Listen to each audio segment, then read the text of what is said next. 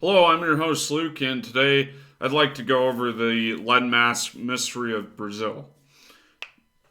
It involved a series of events which led to the tragic deaths of two Brazilian electronic technicians, Manuel Pereira de Cruz and Miguel Jose Viana. Their bodies were discovered on August 20th of 1966, and the causes of their death have never been determined. The summary of the event is on the afternoon of August 20th, 1966, a man was flying a kite on the Morro do Vinten hill in Rio de Janeiro when he came upon the bodies of two deceased males and reported them to the authorities. Where they were was difficult terrain, and the police were unable to reach the bodies until the next day. When a small team of police and firefighters arrived, they encountered an odd scene.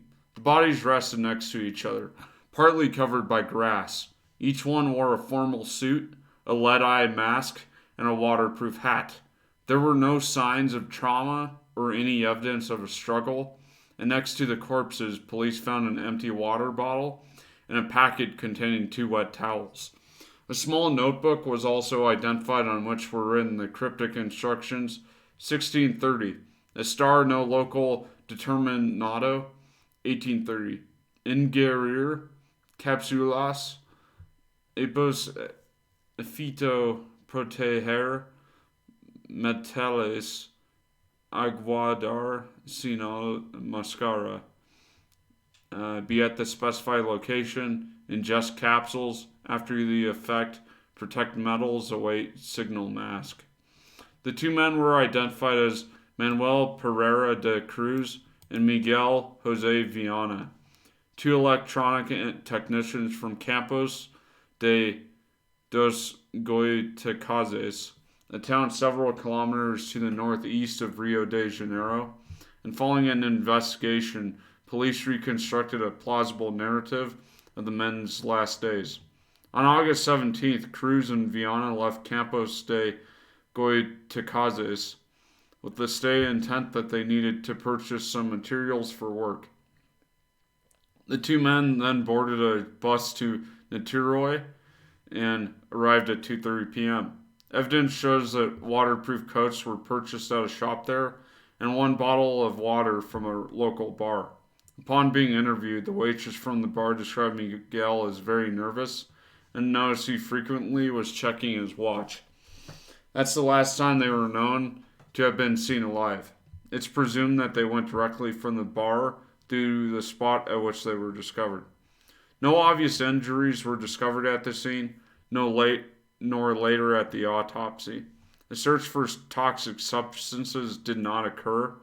The coroner's office was very busy at the time, and when the autopsy was finally conducted, the internal organs of the two victims were too badly decomposed for reliable testing.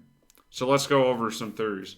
My personal one is they obviously ingested some kind of capsules that ended their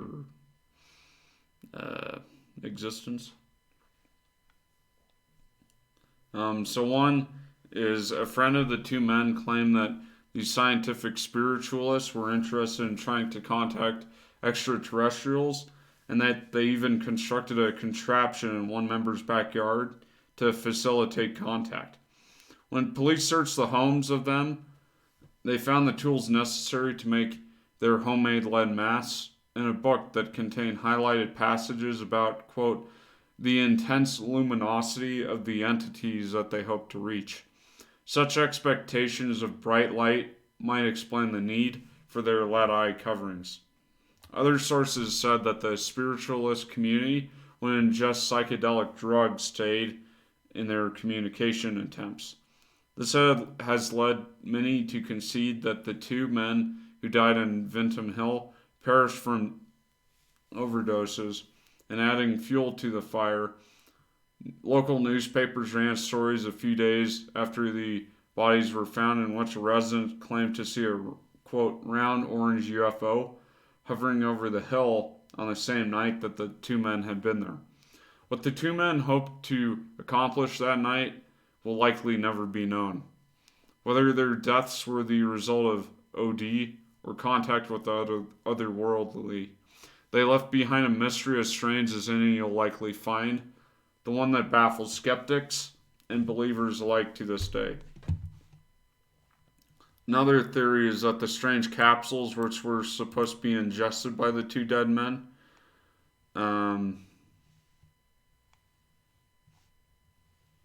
states that they were following instructions dictated by the ETs. UFO enthusiasts who support this theory state that the men were likely instructed to protect themselves from radiation emitted by a descending UFO by ingesting special capsules and wearing a lead eye mask at the moment when the spacecraft was about to land near them. Another theory is that they were on hallucinogenic drugs, and several months after the bodies were found, the friend revealed that the two men were members of a secret religious cult of scientific spiritualists, which were heavily involved in experimentation with psychedelic drugs. And in order to perform some weird religious ritual, the men were supposed to ingest capsules containing an unknown hallucinogenic substance and wait for ETs to contact them.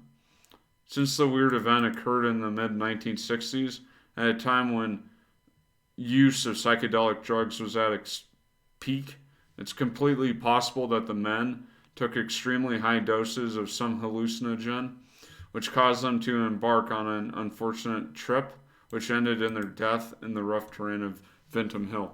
This has been your host, Luke. Like this video if you liked it. Subscribe for more.